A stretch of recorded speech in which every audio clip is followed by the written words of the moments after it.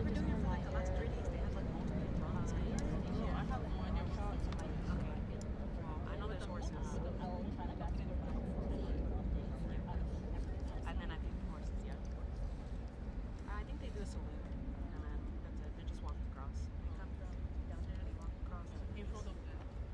And then they count. I think that.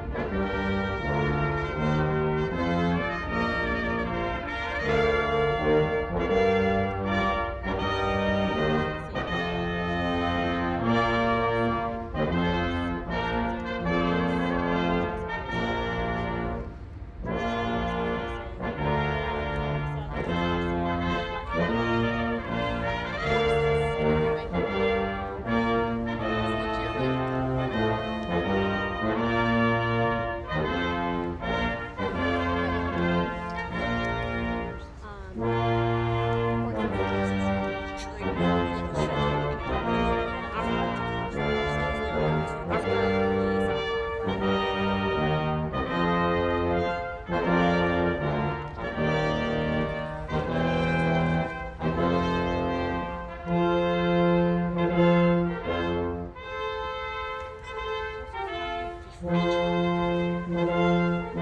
they stopped it.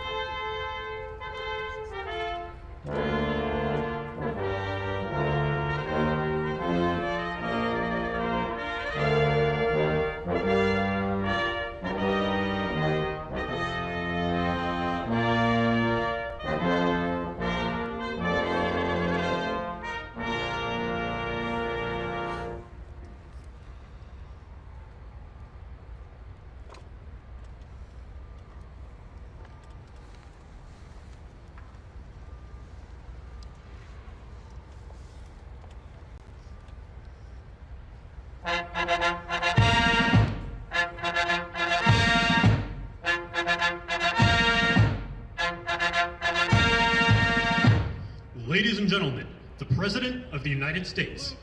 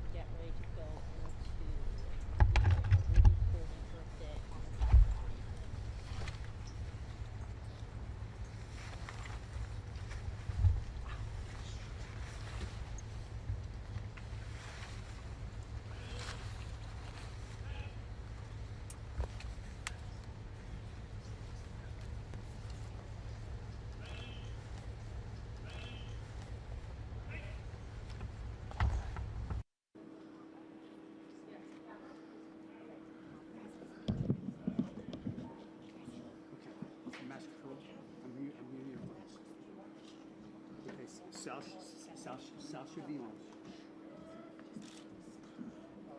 You can stay here if you want.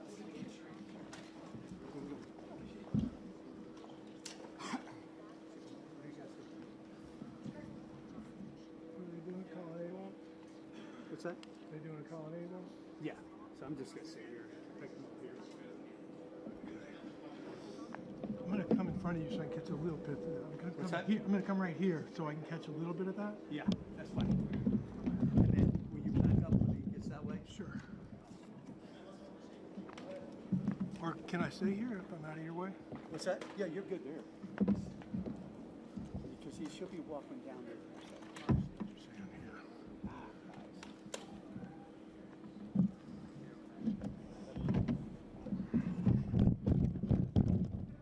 I'm gonna come from back here. What's that? I know I'm it's just trying to. no matter what you're damaged, you go I know. You guys want to come up closer? They're going to be in your shot. You guys want to come up here? Everybody's in the shot. Do you want to go over there? I just Well, thought, what then is I'll this never shot? get back here for Yeah, this. I What mean, is this? we prefer to pick up. I'm going to pick it up right here. Okay, that's fine. Yeah, that's fine. Whatever. And then you're going to back up this way, right? I am. Okay, awesome. Thanks, bud.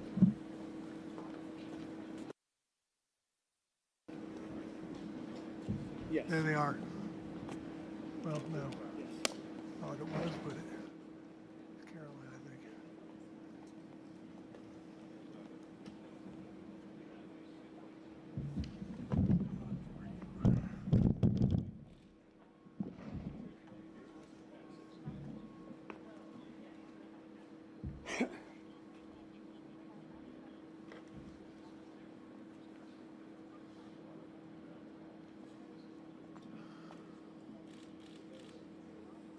Yeah. Yeah, there's no mark.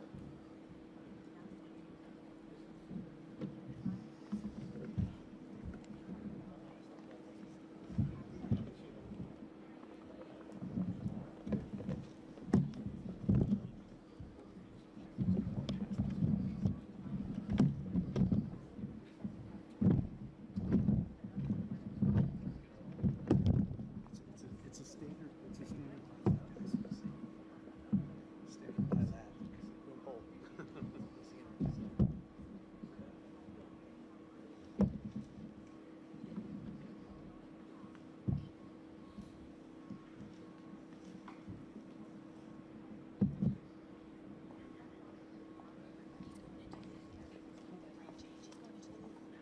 Yeah?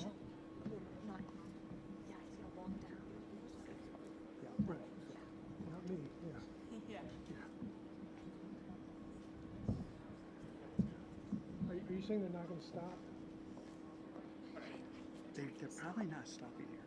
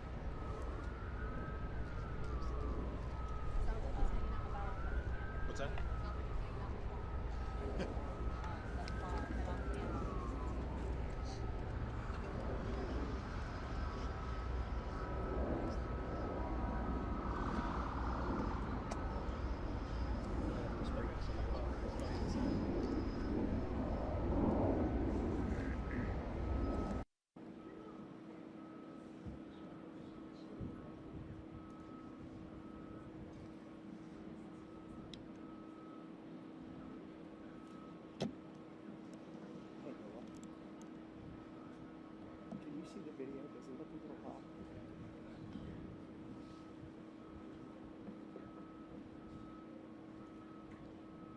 Me too.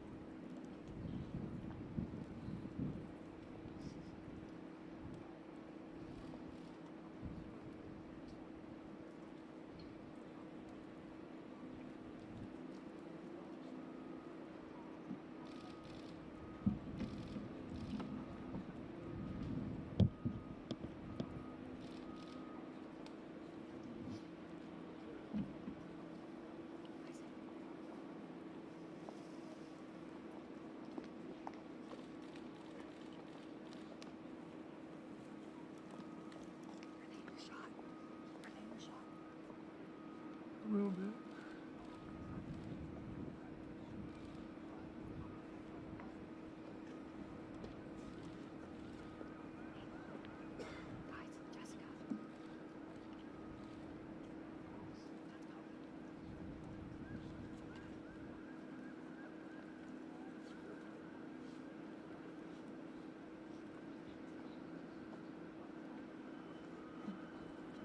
Yeah, she's in my shot.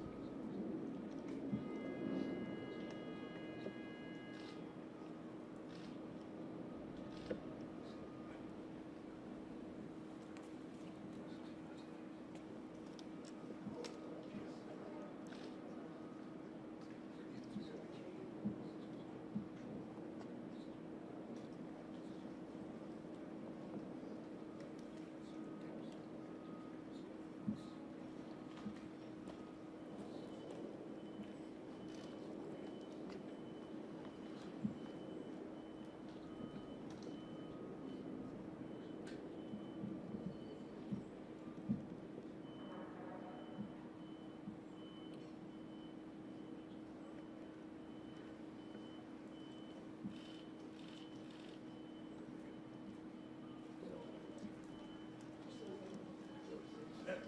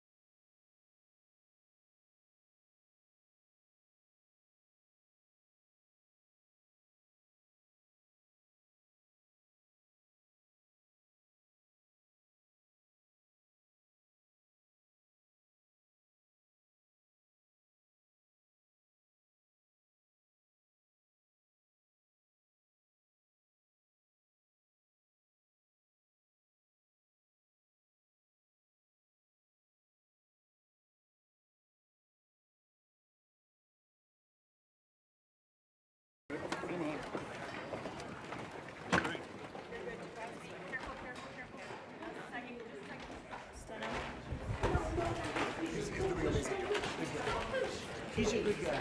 I'm giving you a build-up. Good guy. He is. We're working. Yes, definitely. Definitely. Just talk about it. That's an easy one. And you know, you're going to have a great personality in the world of sport. Not spending your money.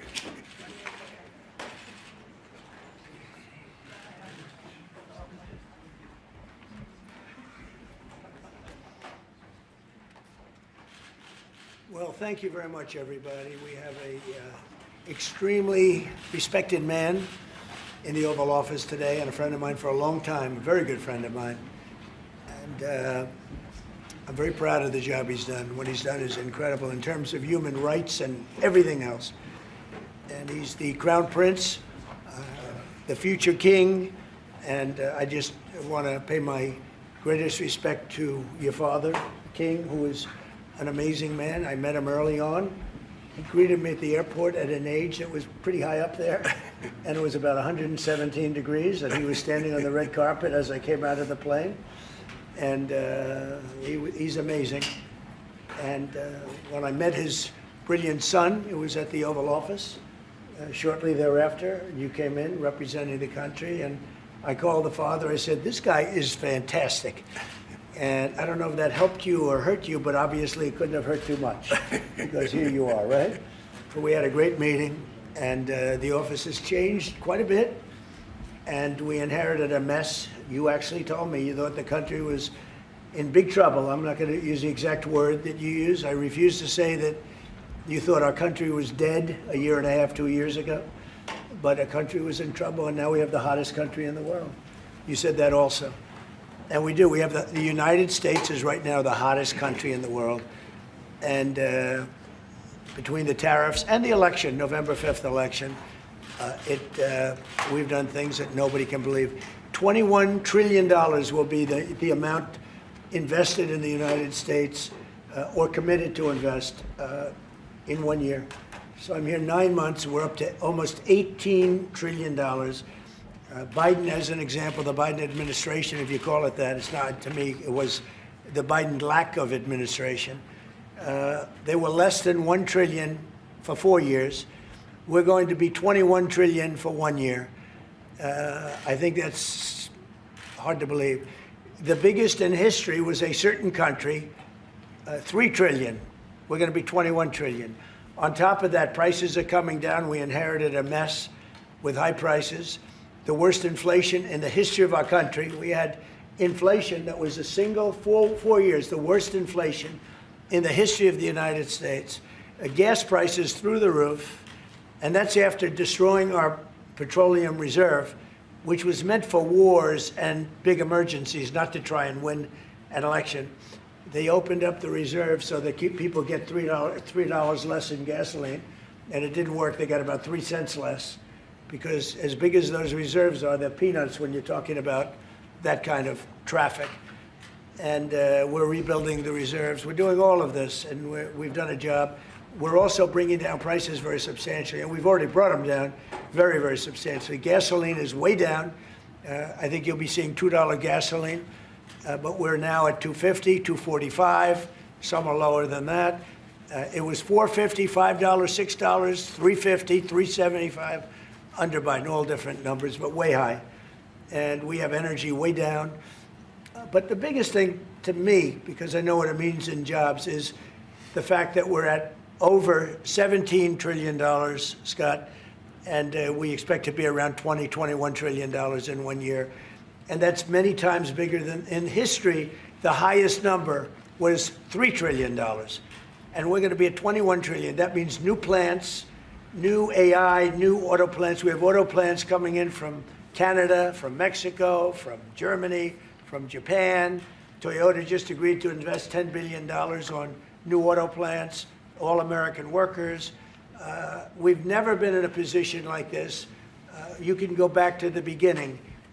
Our country has never been in a position like this. And it really is because of the fact that we use tariffs to bring all this money in. And you're going to see the results in a year when these plants start to open up. We have more plants under construction now than at any time in the history of our country. And these are big plants. These are the biggest plants anywhere in the world. And I want to thank you because you've agreed to invest $600 billion into the United States. And because he's my friend, he might make it $1 trillion, but I'm going to have to work on him. But it's 600. We can count on 600 billion, but that number could go up a little bit higher. Yes, sir. I don't know. We'll see. But we appreciate it very much. So Saudi is going to be investing at least $600 billion, and that means investments in plants, in companies, money on Wall Street, and what it really means for everybody that really counts is jobs, a lot of jobs. We have a lot of jobs. So I just want to thank you. We've been really good friends for a long period of time. We've always been on the same side of every issue. I think we've done a great job in wiping out the nuclear capacity of Iran. Nobody else could have done that. No other president would have done it. We had the pilots in the Oval Office right here. We were celebrating a very successful attack. So I had them in with that beautiful B-2 bomber that's over there. And they said, sir, for 22 years, we practiced this attack. Our predecessors, these were very young guys, so 22 years, they said our predecessors and us practiced the attack on Iran, but no president ever gave us the go-ahead. 3 times a year they went out and they practiced the attack. Nobody let us do it until you came along, and I let them do it because it was the right thing to do. You can't have a nuclear Iran. And so we put you in a very good position. But I just want to say it's an honor to be your friend, and it's an honor that you're here. And if you'd like to say a few words, but thank you very much. Well, thank you, Mr. President. This relation has been a relation for about 9 decades, and we've been working together for a long time. But today it's a very important time in our history because there is also a lot of things that we're working in the future. We believe in the future of the United States of America. We believe in what you're doing, Mr. President, is really creating a lot of good things and good foundation to create more economic growth, more business in America. And it will also your work for the world peace. I believe, Mr. President, today and tomorrow we're going to announce that we are going to increase that $600 billion to almost $1 trillion of investment, real investment and real opportunity by details in many areas.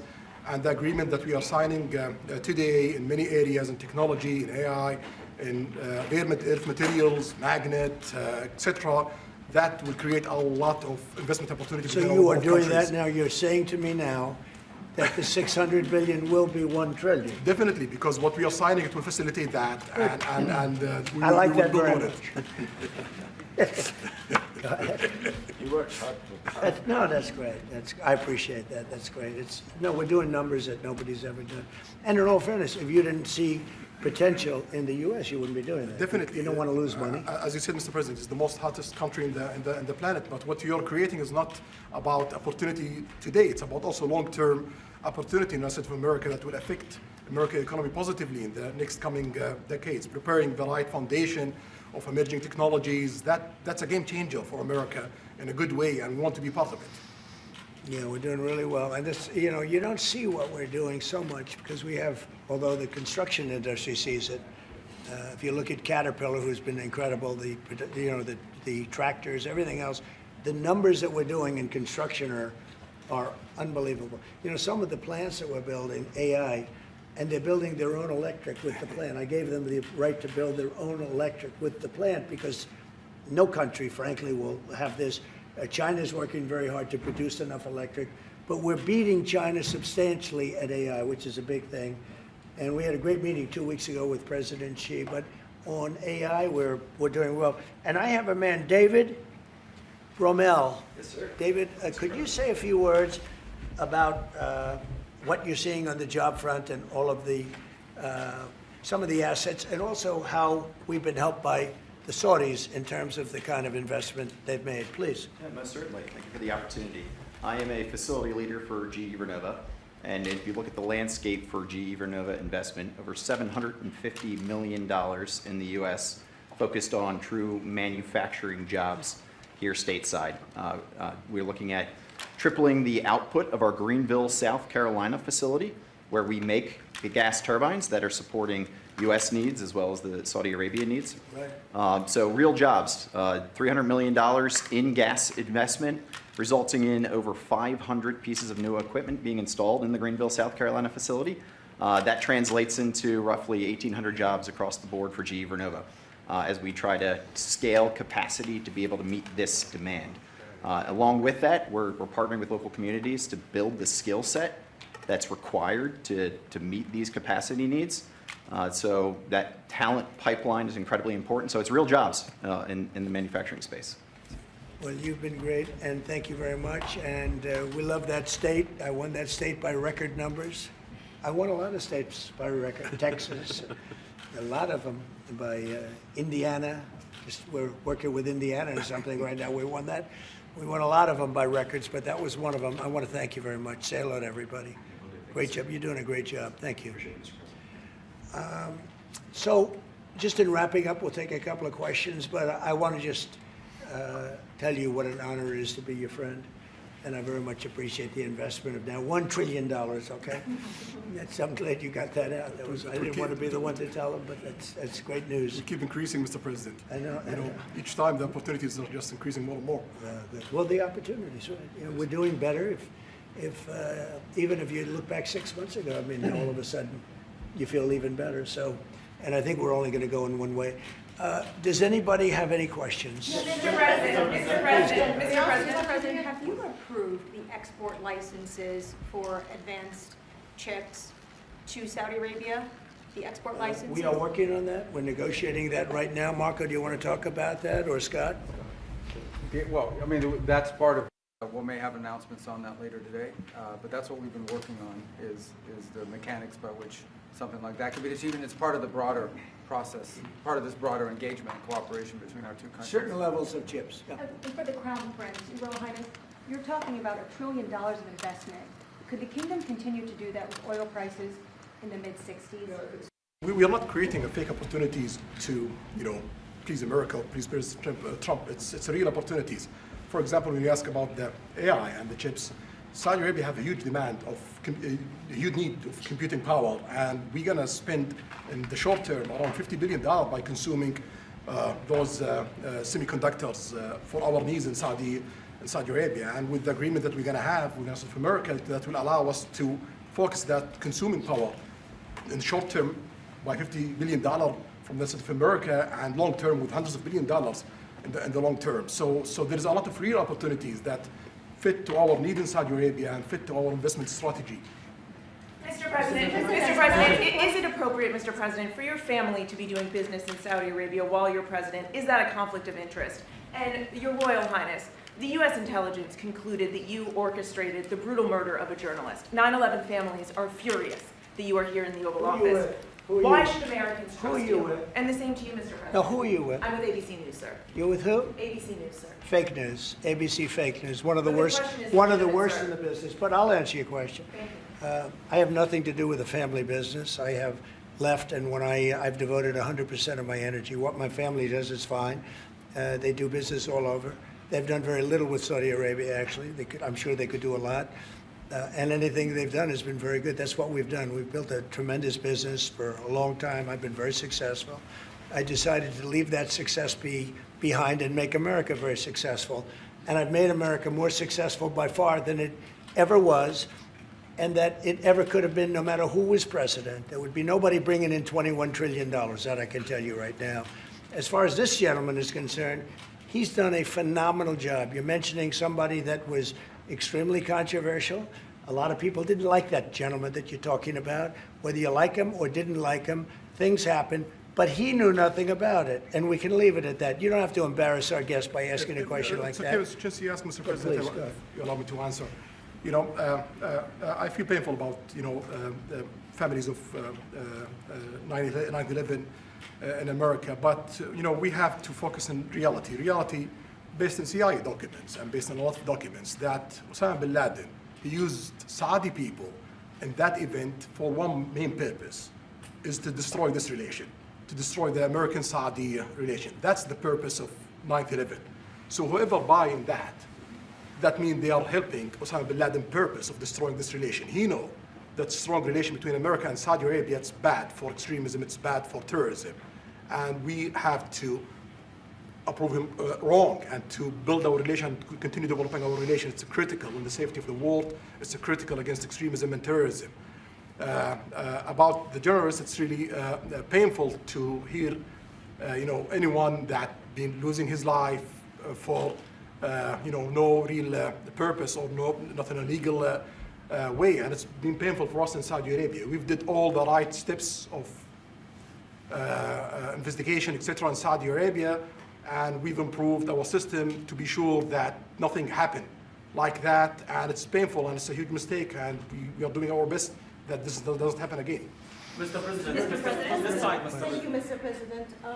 The Crown Prince has been instrumental in helping lifting the sanctions on Syria.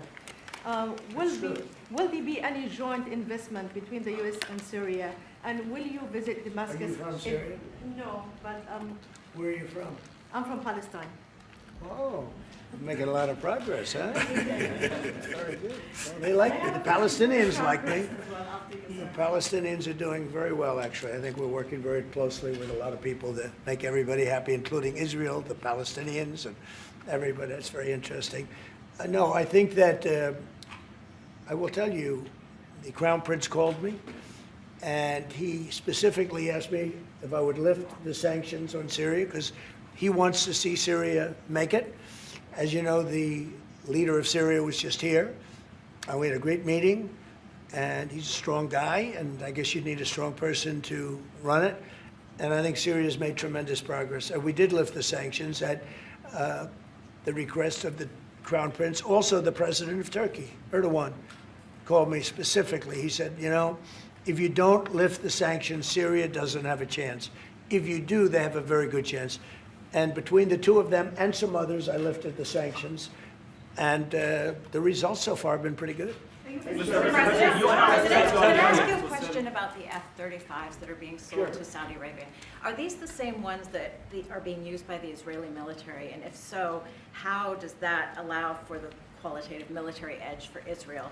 And then I want to ask you, because you brought up the plight of the Palestinians, are you aware of relocation flights to South Africa that are taking place right now? Which flights? There are relocation flights that are taking place. Some Palestinians are being charged up to $2,000 I'm not a going to seat. South Africa for the G20 because I think their policies on the extermination of people are unacceptable.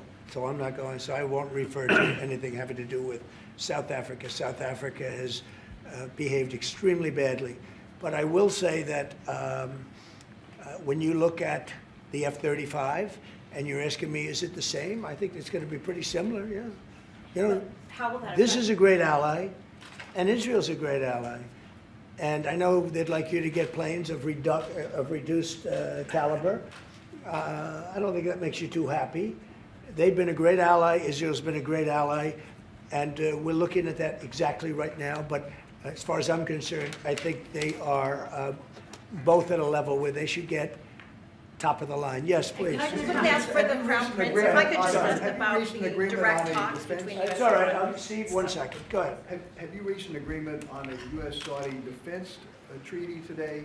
And are you going to bring up the Abraham Accords in your discussion? I already brought them up. What did you say? I think I got a positive response. Would you like to respond? Yeah, so put you on the spot. so definitely we believe having a good relation with all Middle Eastern countries is a good thing, and we want to be part of the Ibrahim Accord, but we want also to be sure that we secure a clear path of two-state solution. And today we have a healthy discussion with Mr. President that we're going to work on that to be sure that we can prepare the right situation as soon as possible to have that. I think we're, I don't want to use the word commitment, but we've had a very good talk on the Abraham Accords. We talked about one state, two state. We talked about a lot of things in a short period of time. We'll be discussing it further, too. But I think you have a very good feeling toward the Abraham Accords. Yes, definitely, Mr. President. We want peace for the Israelis. We want peace for the Palestinians. We want them to coexist peacefully in the region. And we will do our best to reach that day. And the defense agreement, have you reached agreement on that? We pretty much have. Question for the Crown Prince, if I could just finish. We have reached agreement on that. Mr. I wanted to ask you about the direct talks between the United States and Iran. Have you been fully briefed on that, and are you concerned at all about how this might impact Saudi security interests? Well, we are close ally. We'll be working closely together on that issue, and we will do our best to help to reach a deal between the United States of America and Iran. And we believe it's good for Iran's future to have a good deal that will satisfy the region and the world and the United States of America. So we will do our best to see that they happen. And by the way, Iran does want to make a deal. I can say I think they very badly want to make a deal. I am totally open to it, and we're talking to them, and we start a process. But it would be a nice thing to have a deal with Iran, and we could have done it before the war, but that didn't work out.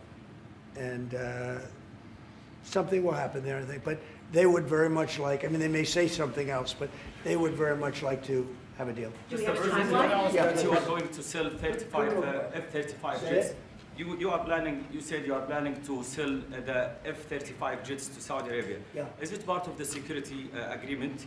And how you assess the defense partnership between Saudi Arabia and the United States? And the question for Well, no, I just said it, though. I mean, we're going to sell them F-35s. That's the end of the question, I guess. Is it part of the security agreement or no? No, we're going to have a deal. They're going to purchase F-35s. They're buying them from Lockheed, and it's a great plane. We make, by the way, the best military.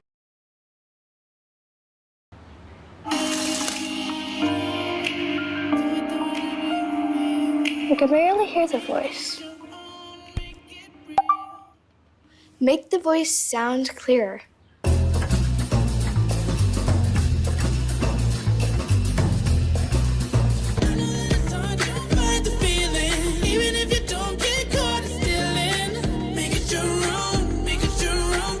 That's better. Make the screen more vivid.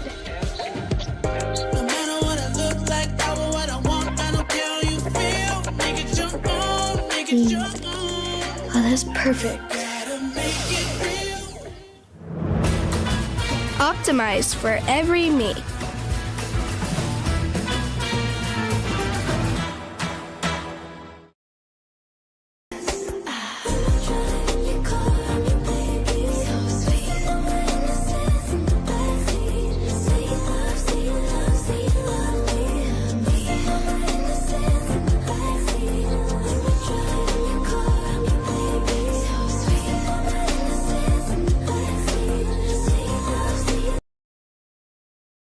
And we're also involved in AI in Saudi Arabia. So we're working, and we're leading by a lot on AI. By actually a lot. China would be in second place, but we're leading by a lot. And I have to say this, and our relationship with China has been very good. And as far as buying our farm products, they're pretty much on schedule, Scott. I'd like you to call them, say if they could speed it up, it would be good. Okay, but they're pretty much on schedule. I'm sorry to make it, please. If I may, I have a question for both the Crown Prince and President. Who are you? Where are you from? Faisal Abbas from Arab News, Saudi Arabia, Your Excellency. It should be a friendly question. Your Royal Highness, just picking up on something you've just mentioned about how some people try to destroy the relationship between Saudi Arabia and the United States. Perhaps, since the launch of the vision, we've been used to having the bigger picture and that everything fits into the bigger picture. Might you want to elaborate a little bit about where is the relationship, the bilateral relationship, the strategic partnership between Saudi Arabia and the United States heading, and what's the big picture there? Well, I don't think it's a relation that we can replace it from the Saudi side or the American side. It's a critical relationship for our political attempt, for our economical attempt, for our security, for our military, for many things. And it has been there for 9 decades, and the opportunities that we have today, it's huge, and it seems that it's going to get deeper in the next few decades. And what we are having today and tomorrow with President Trump, it's really a huge new chapter on this relation that will add value to both of us. When you think about it, I'm just sitting here. You're with the future king, a man who's respected by everybody, a man that doesn't have to be doing this, really. I don't have to be doing it either. And yet we're sitting here taking questions, we didn't say, oh, you can't talk about this. And there's never been transparency like this, even in his country, but there's never been, in our country, That's been acknowledged. But we didn't put restrictions. And I'm saying it's sort of wonderful to be taking questions from all over the world. Everybody's here. This is just a small group representative of tremendous numbers of media that are outside, that are very jealous that these people were so selected. But they're representing a lot of people that are outside. I think it's terrific that we can be sitting here being this open, and, you know, I think it's really a wonderful thing. If you don't mind, I have a personal question for you. Okay, here we go. So apart from everything you mentioned in your opening remarks, you forgot to mention that you've de-escalated 7 wars since you started. At least in our part of the world, you are seen as a peacemaker. And adding that to all the executive orders and everything else you've mentioned, I really have to wonder, you, in your speech in Saudi Arabia, I was there, you said that His Royal Highness does not sleep at night thinking how he does things better. We wonder in Saudi Arabia, how do you manage your own time? And what's your formula for management? He does not sleep much, and I don't sleep much. I think we have the same schedule. We're thinking about our countries. And if you sleep a lot and you're president, we just had one that slept more than any president. He broke every record. He sleeps all the time, during the day, during the night, on the beach. The only guy could fall asleep on the beach with the press watching. No, he's not a sleeper. I'm not a sleeper. We don't. We talk at night. We can talk. I can call him almost any time. He goes, "Hi, how you doing?" It's like the craziest times. But no, when you love your job, when you love your country, and when you're in a position like we are, future king, highly respected, crown prince, and in my case, president, you're thinking about your country. You're thinking about making America great again. We're thinking about keeping Saudi Arabia strong and vital and in a pretty tough part of the world, tricky part, right? Tricky part, a lot of tricky people. But he thinks about his country and I think about my country. I don't want to sleep. President Trump, do you expect a formal civil nuclear deal to be reached soon? Can you talk to us about that aspect With of who? with Saudi Arabia? I can see that happening. Yeah. Do you think that an agreement will happen today? It's not urgent. You know, it's always when you have civil nuclear, but you have more oil than almost anybody else. We actually have more oil and gas than they do, but I refuse to say that. And We have more than we have more than anybody. Can you imagine? And on the F-35s, are those sales? Israel had reportedly wanted those sales to be conditioned on Saudi Arabia moving to normalized relations. Israel will be happy. Israel is going to be Is that a happy. condition of the F-35? Israel's aware, and they're going to be very happy. Okay? Okay. Yeah, please. Hello. Hi, hello. My name is Amal Hazani from Sharq al-Awsat newspaper, from Riyadh, of course. I have a question for the Crown Prince and for you, Mr. President. Crown Prince of Saudi Arabia, how much you expected from developing the cooperation with the United States in the field of new energy, AI, supply chain? How much you expected from that? No limit. We just continue pushing forward. There's no limit. So we just push forward for all the opportunities that we have. This is, you have to understand, this is really a great ally. Yeah. Just the fact that they're now doing, I came in here at 6, I did not know that. I was pushing for the 1 trillion, but he didn't tell me that. Now he told me. This is a great ally of ours. You know, when you invest $1 trillion, that's national security for us too, because it creates jobs, it creates a lot of things. And I would say, Scott, right, when you hear one country is putting $1 trillion into the United States, that creates national security. And, you know, I think that they don't have to say that, but I think a big part of that is also the fact that tariffs are in play. But even beyond tariffs, that's a real ally that will do that. Creates a lot of power for the United States. We are also in Saudi Arabia very happy because this much of Saudi money is functioned here, and of course it's come back for us for benefits. So it's complementary interest. So this is the I think what's different the friends and ally do. Well, look, I love the country of Saudi Arabia. I know the people very well. The level of treatment that we go when we go to Saudi Arabia is something that is incredible. And the people like us, and I think they really like America, especially when I'm president. I mean, I don't think they liked America so much maybe for 4 years recently. I think Obama treated Saudi Arabia very, very badly, as you know. And I think Biden didn't have any idea where the hell he was. So I don't think Biden knew the difference. How would you describe the future relationship with Saudi Arabia? I mean, from the strategic aspects, how would you describe the relationship is with? Yeah, a little bit of economic. I would say politics, top of the and line. relationship. It's as good as it can. I don't think it can get much better. We have a country that trusts us, and that's why they make that investment. If they didn't trust us, they couldn't make that investment. And we trust them. They've been very reliable. Now I rebuilt our military in my first term, and we spent trillions of dollars, and we gave away some of it in Afghanistan stupidly because we had stupid people running our country. But we gave away, but that's as much as it was. It's a tiny fraction of what we put here, and we're bringing our military to a new level, the highest level ever.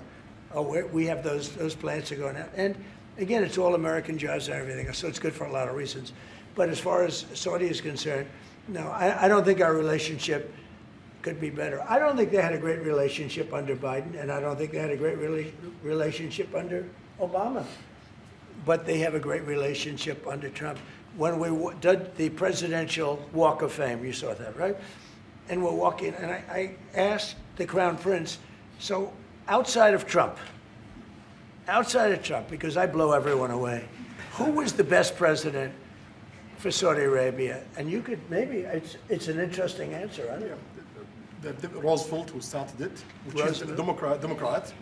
And Reagan, he's one of the historical presidents that have close ties with Saudi Arabia. But we've worked with all presidents. Does Trump blow them all away? No, it's another league, Mr. President. Mr. President, and Trump doesn't give a fist pump. I grabbed that hand. I don't give a hell where that hand's been. I grabbed that hand. Remember Biden?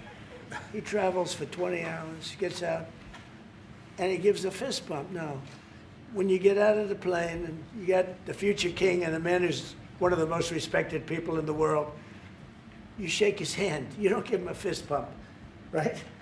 We don't want to ask you about that, but I can't imagine you were thrilled. You were like a little bit surprised. He's a fantastic guy. You don't do that. Yeah, please. We're getting closer to the end of the year. Have you started the interviews for the Fed chair? Yes. Who have you interviewed? I think I already know my choice. Who is it? Well, I liked him, but he's not going to take the job. He refused. You like Treasury better, right? Much better, sir. So we are talking to various people, and frankly, I'd love to get the guy currently in there out right now.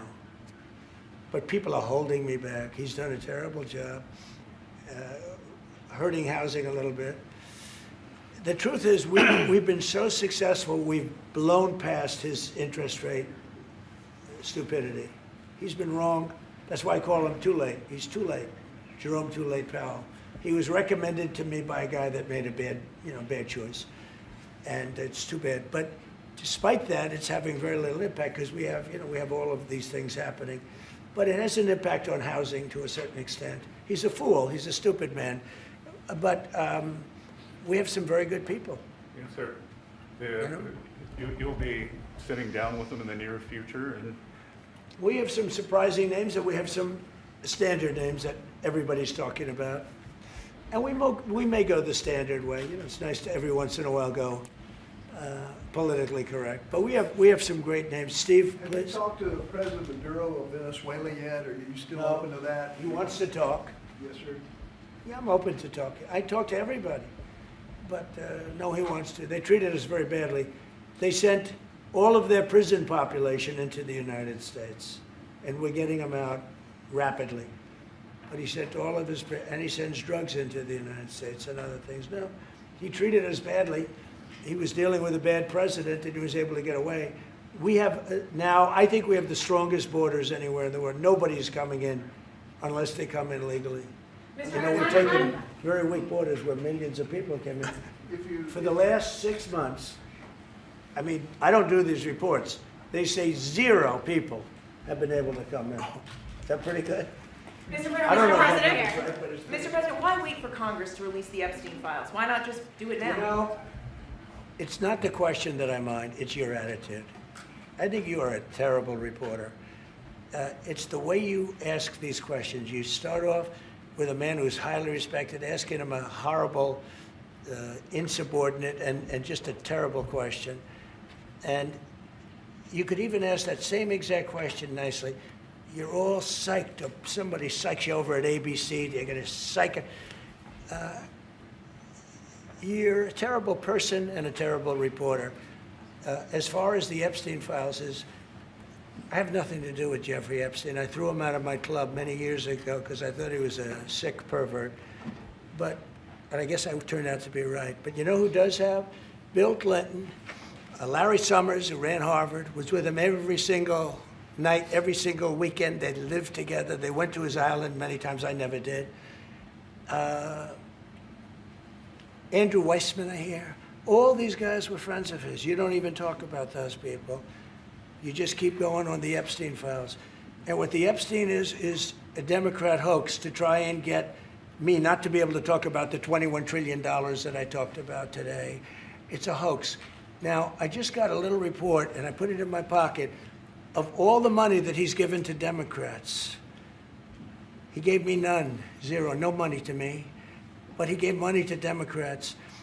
And people are wise to your hoax. And ABC's, your company, your crappy company, is one of the perpetrators. And I'll tell you something. So why not just sign it now? I think the license should be taken away from ABC because your news is so fake and it's so wrong. And we have a great commissioner, the chairman, who should look at that, because I think when you come in and when you're 97% negative to Trump and then Trump wins the election in a landslide, that means obviously your news is not credible and you're not credible as a reporter. So I've answered your question. You should go and look at the Democrats who received money from Epstein, who spent their time. Larry Summers was with him all the time. That creep of the fund guy was with him all the time. What's his name? Reid Hoffman. Who? Reid Hoffman. I don't know Reid Hoffman, but I know he spends a lot of money on the radical left. Reid Hoffman, in my opinion, should be under investigation. He's a sleazebag. And those are the people, but they don't get any press, they don't get any news, and you're not after the radical left because you're a radical left network. But I think the way you ask a question with the anger and the meanness is terrible. You ought to go back and learn how to be a reporter. No more questions from you. Who else has a question? Prince, very quickly, I want to ask you, how much money is Saudi Arabia giving for Gaza reconstruction? Well, we are in discussion about that. Still, there is no amount being It'll be a lot. named, but we will definitely help. Yeah, he's going to, it's very important to him. And a quick follow-up, the International Security Force, given your pledge there would be no U.S. boots on the ground, what is the U.S. role going to be in that? And how do you sort of ratify the allegations that this could undermine Palestinian sovereignty and even the path to statehood? Look, I think we're going to get along great with the Palestinians, and we know their leadership. We just had a very, you hate to say war, but it was a war. Very, very successful. And you could say, really, it was on behalf of everybody. We did that on behalf of everybody. And the outcome was extraordinary because we had the best pilots, the best equipment, the best planes, the best everything. And Israel bought the best equipment. They bought it from us. Everything's from us. It all starts here. This office, I was talking to the Crown Prince a little while. You walk into this office, for somebody from the outside, the Oval Office, it's the most powerful place in the world. You're standing right now in the most powerful place in the world. And no matter how big you are, these are the biggest people, the richest people. They walk into this office. It's special, isn't it? Look at him. He's so happy to be here. But you walk into this office. It's the Oval Office. And we've done a lot of good with this office. I've stopped actually 8 wars. I appreciated your question before. But I've actually stopped 8 wars. I have another one to go with Putin. I'm a little surprised at Putin. It's taken longer than I thought. But we stopped India and Pakistan. I could go through the list. You know the list better than I do.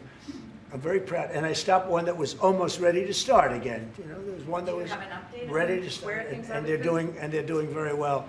So and it all took place right here in the Oval Office, whether by telephone or whether by they came in. Many of these leaders have come in, and you know, they signed their peace deals right here in the Oval Office. So no matter if it's the biggest business people in the world or the greatest leaders in the world, the biggest leaders in the world, like the gentleman on my right, everybody walks into the Oval Office and they say, wow. And now, by the way, the Oval Office is in the kind of condition that it should be in. Whether you look at the walk or the marble floors or anything down the road, we're fixing the White House. We're building one of the greatest ballrooms ever to be built. You know, we have an event tonight, and we're going to have about 118 people because we have a very small room. For 150 years, they've wanted a ballroom, and now you're going to get a great ballroom. And I have to say, I probably made a lot of enemies because in your honor, we're having a dinner tonight, a beautiful dinner tonight, and we have a very small room, right? It's called the East Room, and it's beautiful, it's lovely, but it's like for a little cocktail before you go into a ballroom. It's a very small room. They've wanted a new ballroom for 150 years. We could have sold the big ballroom out 3 times in honor of this gentleman. So I made a lot of enemies because I have a lot of people that are invited tonight or are unable to come because of the size constraint. But you know what we'll do before I leave office? We'll have another dinner because we'll have it ready long before I leave office, and it's going to be beautiful. It's you know, it's a very popular thing what we're doing. And by the way, no government funds. It's all put up private money, all private money. And in the case, I think it's there's a restriction on foreigners. Otherwise, I could have asked you just for a check, okay? But there's a restriction. These are all private individuals that put up a lot of money to build the ballroom. Not one penny is being used from the federal government. So it's really a nice thing. But I look forward to it. I just pointed it out. If this would be a perfect night to have that ballroom open, Susie. If we had that open, we'd have a lot of people very happy. Right now, we have a lot of unhappy people because they all want to be with us tonight to honor this great man. Thank you all very much. Thank you. Thank you.